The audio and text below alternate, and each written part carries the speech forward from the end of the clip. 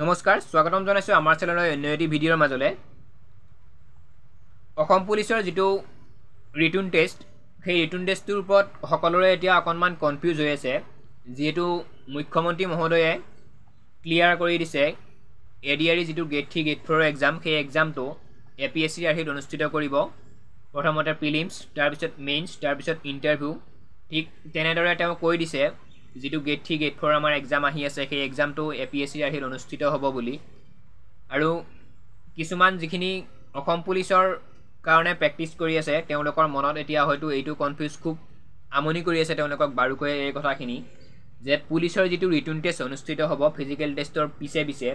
সেই টেষ্টটো এপিএসসিৰ দৰে হ'ব নেকি গতিকে যদি এপিএসসিৰ দৰে হয় তেওঁলোকে এতিয়াৰ পৰাই প্ৰিপাৰেচন কৰিব লাগিব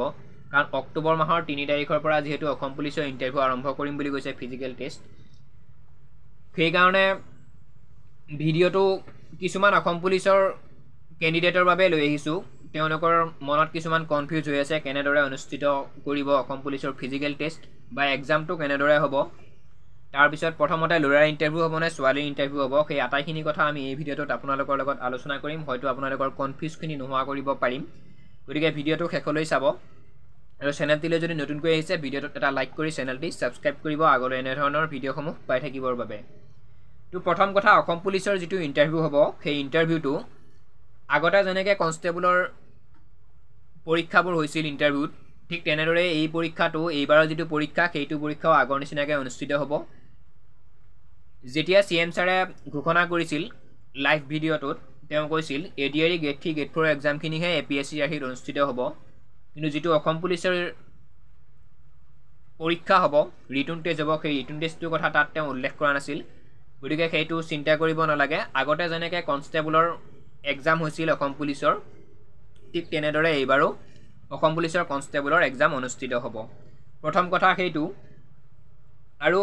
ইন্টাৰভিউ কেতিয়া হ'ব সেইটো কথাও কিছুমানৰ কনফিউজ হৈ আছে অক্টোবৰৰ 3 তাৰিখৰ পৰা ইন্টাৰভিউ অনুষ্ঠিত হোৱাৰ কথা অসম পুলিচৰ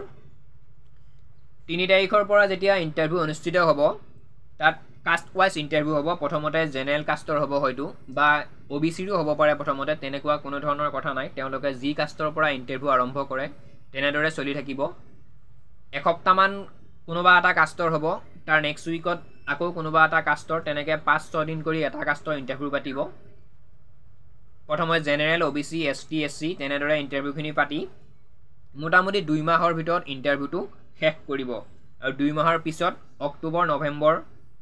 যোৱাৰ পিছত হয়তো নৱেম্বৰৰ লাষ্টৰ ফালে বা ডিসেম্বৰৰ ফাৰ্ষ্টৰ ফালে অসম পুলিচৰ যেটো ৰিটন টেষ্ট সেই ৰিটন টেষ্টটো তেওঁলোকে অনুষ্ঠিত কৰিব তেনেকৈ যিখিনি কনষ্টেবলৰ এবিইউবি পদ আছে তেনেকৈ শেষ কৰিব ইন্টাৰভিউটো আৰু এক্সামটো যেতিয়া শেষ হ'ব হোৱাৰ পিছত হয়তো আপোনালোকে জানে ফেব্ৰুৱাৰী মাহত ৰিজাল্ট ঘোষণা কৰিব আৰু মাৰ্চত এপইন্টমেন্ট দিয়াৰ কথা সিএম ছাৰে গতিকে তেনেদৰে অক্টোবৰৰ 3 তাৰিখৰ পৰা মোটামুটি আপোনালোকে ধৰিব পাৰে অক্টোবৰ মাহৰ পৰা 2025 ৰ ফেব্ৰুৱাৰী মান্থলৈকে এটা অসম পুলিচৰ ডাঙৰ ৰিক্ৰুটমেন্ট অসম পুলিচৰ বুলিয়ে নহয় এডিআৰই গেট 3 গেট 4 এটা ডাঙৰ ৰিক্ৰুটমেন্ট চলি থাকিব এতিয়া হয়তো কনষ্টেবলৰ যিখিনি আপোনালোকৰ কনফিউজ আছিল সেইখিনি মই নোহোৱা কৰিব পাৰিছো চেষ্টা কৰিছো তাৰ নেক্সট আহিছো যিখিনি এসআই আছে এবিইউবি বা কমান্ডো এসআই যিখিনি এক্সাম আছে প্ৰথমতে এসআই এক্সাম হয় সাব ইন্সপেক্টৰ সেইটো আপোনালোকে জানে এক্সামখিনি হয়তো ডিসেম্বৰ মাহত হ'ব পাৰে আগতে যিখিনি কনষ্টেবলৰ পদ আছে এবিইউবি সেইখিনি শেষ কৰি উঠি সেইখিনি সম্পূৰ্ণ প্ৰসেছটো ফিজিক্যাল টেষ্ট ৰিটন টেষ্ট কনষ্টেবলৰ শেষ কৰি উঠি অসম পুলিচৰ যেটো সাব ইন্সপেক্টৰ পদ মুকলি হৈছে সেই পদখিনিৰ এক্সাম অনুষ্ঠিত কৰিব কাৰণ চৰকাৰে এফালৰ পৰা শেষ কৰি গৈ থাকিব প্ৰথমতে কনষ্টেবলৰ তাৰ পিছত এসআই গতিকে এসআই যেটো ৰিটন টেষ্ট সেই ৰিটন টেষ্টটো ডিসেম্বৰ মাহত অনুষ্ঠিত হ'ব লাগে যদিহে ফেব্ৰুৱাৰী বা মাৰ্চ মাহত এপইন্টমেন্ট দিয়ে গতিকে ডিসেম্বৰ মাহত যেহেতু এসআই ৰিটন টেষ্ট অনুষ্ঠিত কৰিব তাৰ নেক্সটত হয়তো জানুৱাৰী মাহৰ ফালে অসম পুলিচৰ যেটো সাব ইন্সপেক্টৰৰ ইন্টাৰভিউ তাৰ ফিজিক্যাল টেষ্ট অনুষ্ঠিত কৰিব তাৰ লগে লগে ভাইবা হয় পাস কৰাৰ পিছে সেইটো আপোনালোকে জানে আৰু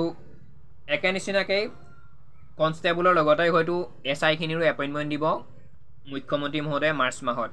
গতিকে মই আকৌ কৈছো 3 অক্টোবৰৰ পৰা 2024 ৰ অক্টোবৰ মাহৰ পৰা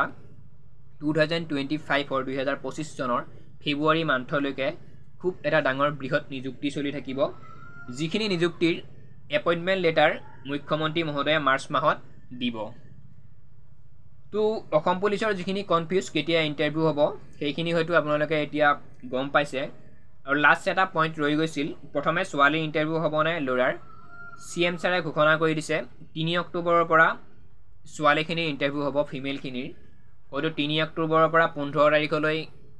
ফিমেলখিনিৰ ইণ্টাৰভিউ হ'ব, ছোৱালীখিনিৰ, মহিলাখিনিৰ। আৰু 15 অক্টোবৰৰ পিছত আমাৰ মেলখিনিৰ ইণ্টাৰভিউ হ'ব। সেইটো তেওঁ তাত উল্লেখ কৰিছে, সেইটো কাৰণে ময়ো কৈ দিছোঁ।